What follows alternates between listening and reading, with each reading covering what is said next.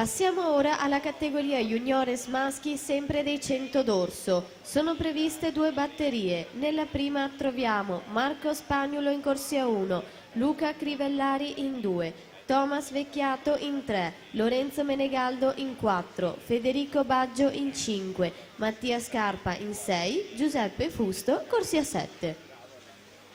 Intanto c'è un annuncio squalifica relativo alla batteria numero 4 del dorso ragazzi maschi. L'atleta che aveva nuotato in corsia 1, Gabriele Bimbatti, nuoto gemonese, è stato squalificato per arrivo irregolare. Comunque non cambiano i nomi degli 8 finalisti comunicati in precedenza. Siamo alla batteria che va a completare il quadro del dorso junior al femminile. In corsia centrale c'è Martina Rombaldoni, Vissauro all'ultima bracciata 1.04 e 0.4.